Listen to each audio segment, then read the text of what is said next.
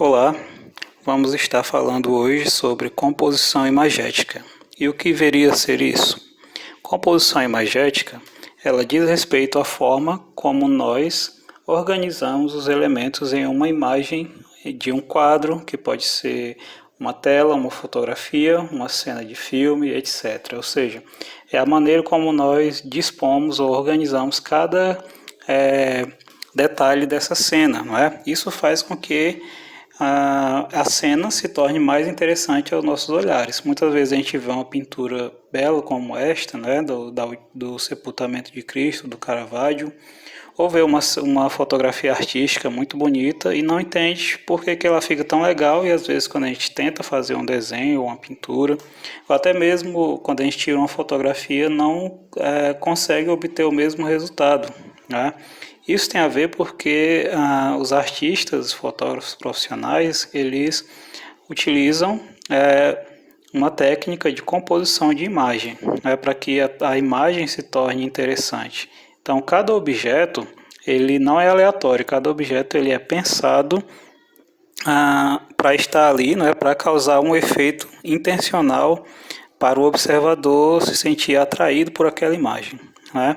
Seja através de uma imagem que você pinta ou através de uma imagem que você olha e captura apenas as coisas que você quer capturar. Isso pode ser até uma cena de um filme no cinema, né? A gente vê aquela cena tão bem feita, a gente fica perguntando por que ela é tão bem feita, né? Cada elemento ali está tão bem organizado, tudo ali tem uma razão de estar ali, não é? O objetivo é quebrar a monotonia da imagem, né? Acrescentando um efeito emocional a ela.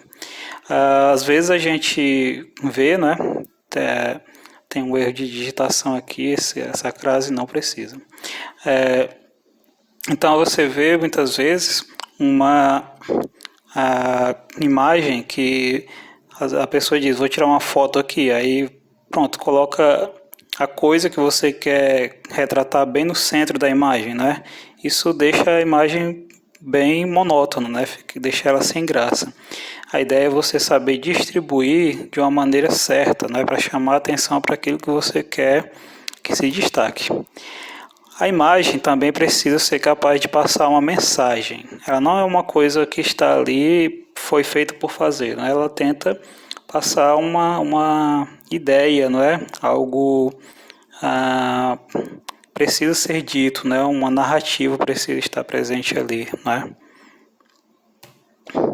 Vamos lá.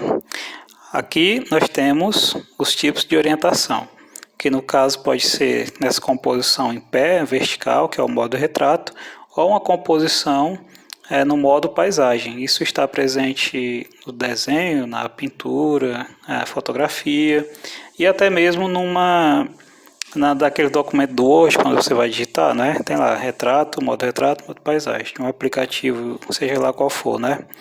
De programa de escrever textos. E aí você vai entender que isso tem esse nome porque se convencionou, né, que fazer desenhos ou pinturas de pessoas, retratos de pessoas, é mais nessa orientação. E quando você vai fazer paisagens, você completa melhor quando a tela ou o papel está deitado. Vamos aprender um pouco sobre os tipos mais comuns de composição que a gente encontra na pintura. As composições mais comuns são a do retrato. Isso aqui não é orientação. A orientação veio por causa desse tipo de pintura, né? Retrato é quando você faz o desenho de uma pessoa, uma pintura, uma fotografia de uma pessoa, né? Então, aqui é uma composição de retrato. Quando você retrata alguém, pode ser até um animal, né? Mas principalmente seres humanos. E tem tem o tipo de pintura, o gênero paisagem, né, que é no caso quando você retrata uma cena, um cenário, né, de um recorte de algo que você consegue enxergar, não é, do ambiente. Pode ser tanto uma paisagem de floresta, como uma marítima, montanhas, pode ser uma paisagem do sertão, ou até mesmo uma paisagem urbana, né? Então, há vários tipos de paisagem e você vai ver como você vai fazer essa pintura. Cada tipo de pintura exige uma percepção diferente. E tem a pintura histórica, que é quando você retrata um acontecimento, que no caso pode ser algo que realmente aconteceu, né, na vida real, como esse quadro da independência do Brasil, do Pedro Américo, ou pode ser até mesmo de uma coisa, uma história, uma fábula, uma coisa mitológica, né? Tudo isso não é necessariamente um fato que realmente aconteceu, mas retrata um fato que pode ter acontecido até mesmo no imaginário. E tem a pintura de natureza morta, que no caso retrata seres, objetos inanimados, né, que não têm vida própria, que não se mexem, né? Então isso aí é a pintura de natureza morta. É interessante você saber disso.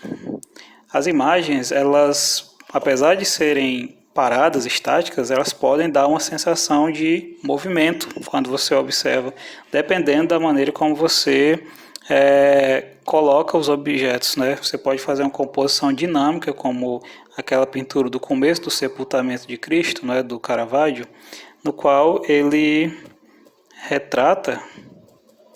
Só um instante que eu vou voltar. Ele retrata a composição em diagonal, né? A composição em diagonal, ela quebra a monotonia, né? Você vê aqui, os rostos, eles estão seguindo uma linha diagonal, né? No intuito de dar uma sensação de movimento. E as próprias expressões faciais, né, trazem essa sensação também, né? A mensagem de drama, de tristeza, de uma tragédia que aconteceu. As cores, elas também têm um papel fundamental na mensagem que você quer passar, né? Vamos voltar para onde a gente tinha parado, né? Então, é interessante você notar que a composição, ela segue alguns padrões para quebrar essa monotonia. No caso aqui, a Mona Lisa, ela é feita numa composição baseada na proporção áurea, que eu vou detalhar um pouco numa aula especificamente só para isso, mas a proporção áurea, ela faz com que você coloque os objetos, imagine um retângulo, né? Por isso até também conhecido como retângulo de ouro, no qual você vai procurar pontos de interesse, né? No caso, você vai dividir esse retângulo em um quadrado, né, e outro retângulo menor. Aí depois você vai fazer a mesma coisa aqui, né?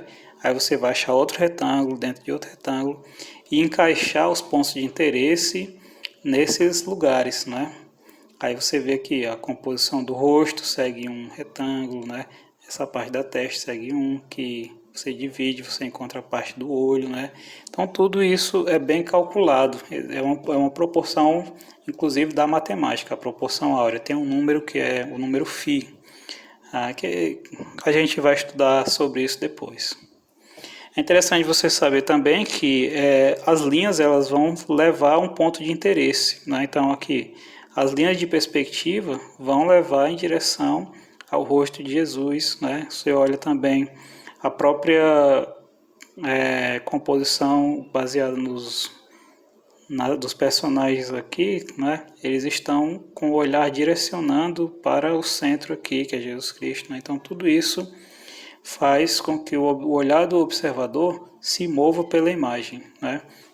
Então é interessante que você entenda que se você fizer essa composição mal feita, o olhar do observador vai ficar perdido, né? Então a ideia é que as pessoas não fiquem assim, não fiquem perdidas ou inseguras sobre a imagem. É interessante que elas observem e vejam um ponto em que elas irão enxergar a mensagem ou o foco principal.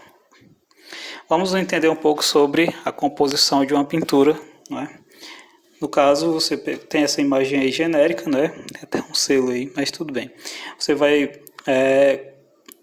o passo a passo, as etapas para a composição da pintura é o seguinte: você vai primeiro escolher uma imagem de referência, ou se você preferir, crie uma. Você pode fazer da imaginação, ou você pode até pegar uma foto, né, e transformar numa pintura. Feito isso, você vai estipular, né, selecionar uma paleta de cores. O que é isso? Você vai observar Nessa imagem, quais cores elas fazem sentido, elas devem estar ali, né? Se você pegar uma foto, você vai olhar, né? Tem esse verde, tem esse cor de terra, tem esse cor do céu, você vai dizer, né? Vou precisar de azul, um azul mais claro, um azul mais escuro, um verde mais claro e tudo mais. Você vai começando a delimitar a paleta de cores. Pense bem onde irá colocar cada elemento, né, para não ficar uma composição chata, monótona, como já foi dito. Fique atento a tudo isso. Faça o esboço, né, o lápis. Se você já tiver uma técnica mais apurada, às vezes você, na pintura não precisa fazer o esboço com o lápis. Mas para quem está começando é recomendável. Comece a pintar pelo fundo, né? Você sempre começa a pintar pelo fundo, porque depois se você começar a pintar pela frente, quando você for fazer o fundo, você vai cobrir o que você já fez, né? Pinte tons e cores de base, ou seja, você vai fazer um verde, né? Você sabe que o verde ele vai ter um verde mais claro e um verde mais escuro, além do tom de base, além do verde médio, né? Mas você pinta logo com o tom base, o verde normal, depois você vai colocando verde mais escuro para fazer os pontos de sombra e verde mais claro para fazer os pontos de luz. Adicione as sombras, que é justamente o que eu vinha mencionando, né? Nos pontos mais escuros, e depois adicione a iluminação nos pontos mais claros, né? E aí você já tem a sua imagem praticamente pronta. Outra coisa interessante, uma dica aí que eu não falei é, para você estar iniciando, escolha uma imagem de referência bem simples. Isso vai facilitar bastante. Ok, essas são as referências e vamos à prática. Você agora vai fazer a sua composição imagética e eu vou agora fazer uma demonstração de como é que a gente faz a pintura, ok? Vamos lá.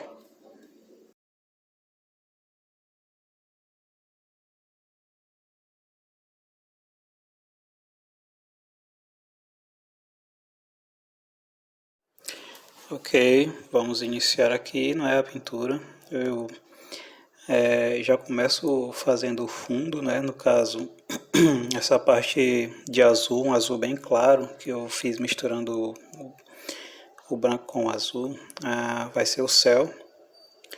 No caso, eu optei por não fazer o esboço, né? Eu já fui começando a fazer o fundo de acordo com a imagem que eu selecionei. Essa imagem ela é uma foto tirada lá na comunidade onde eu nasci, né? Lá na comunidade de Pinhões, que fica no interior de Calcaia, zona rural de Calcaia. E tem um carinho especial, né? Essa foto, essa paisagem. Então, agora eu comecei a fazer o chão. Na verdade, essa parte de verde, né? Que é a parte do chão. E, feito isso, começo já a lançar a parte que vai ser as montanhas, com o verde mais escuro, né? E também as partes das árvores, com o verde que difere, né? Vocês podem perceber que de início é uma tonalidade só, né? É uma única cor, que é o que eu chamei de cor base.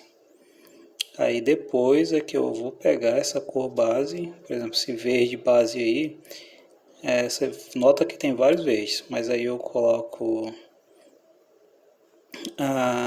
eles numa única tonalidade, depois vou adicionando sombra, vou adicionar a sombra e depois a luminosidade. Essa estrada aí, não é? Você começa a tentar buscar um tom de terra.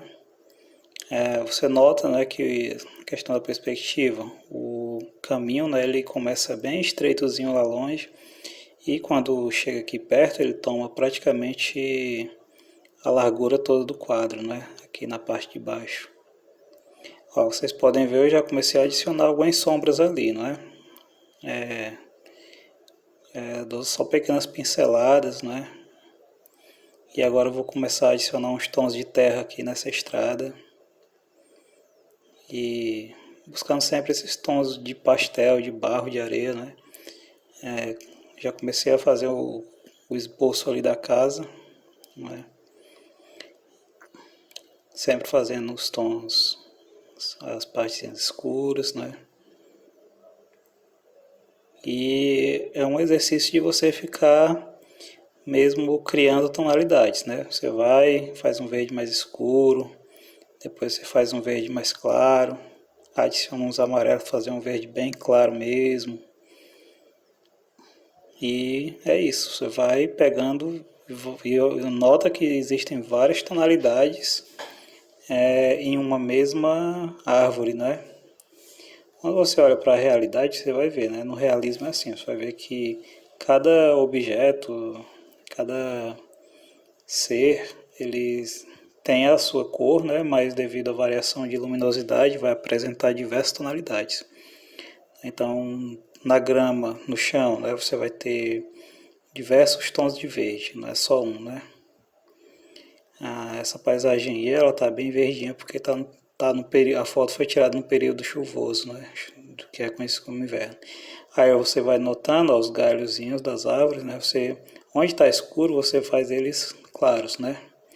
Eu tentei colocar umas madeiras que estavam encostadas nas árvores, mas não deu muito certo, então eu vou deixar sem. Porque na foto tinha, mas eu vi que não ficou muito legal, então eu vou tirar. Vou deixar só as árvores mesmo. Ao redor da casa, né? Pronto, agora eu vou fazer o sombreamento da casa, né? Para adquirir um realismo maior. E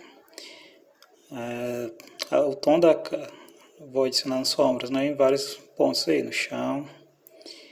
E fazendo aquela árvore lá que fica de lado com a casa. Então tem um pincel para cada tipo de coisa. Eu estava sem o branco da tinta acrílica nessa hora, então eu acabei improvisando com a tinta guache aí no branco. Mas deu certo, combinou. Para que não fique uma coisa assim, meio que contornos, né? A gente vai eliminando os contornos. Na pintura é ideal que você tenha menos linhas e mais manchas, né? Mais cores, mais pinceladas e menos linhas. Então você faz aí ao redor, né? Só que você vai eliminar esses contornos. Você vai fazer com que esses contornos se tornem sombras, né? Se tornem manchas, em vez de contornos. É isso que vai fazer com que ele pareça real. Por exemplo, você vai ver essa tonalidade da pintura da casa, ela não é uma única tonalidade branca, ela vai ter pontos mais escuros, né? Porque a pintura da casa, na realidade, ela vai ter pontos mais escuros, seja por conta de alguma mancha que a chuva deixou, né? Ou alguma sujeira que acabou sendo jogada na parede, então sempre não vai ser a única cor uniforme. Então eu começo a colocar algumas manchazinhas aí, né? Pode ser alguma infiltração na pintura, coisa do tipo, que é para dar o tom de realismo.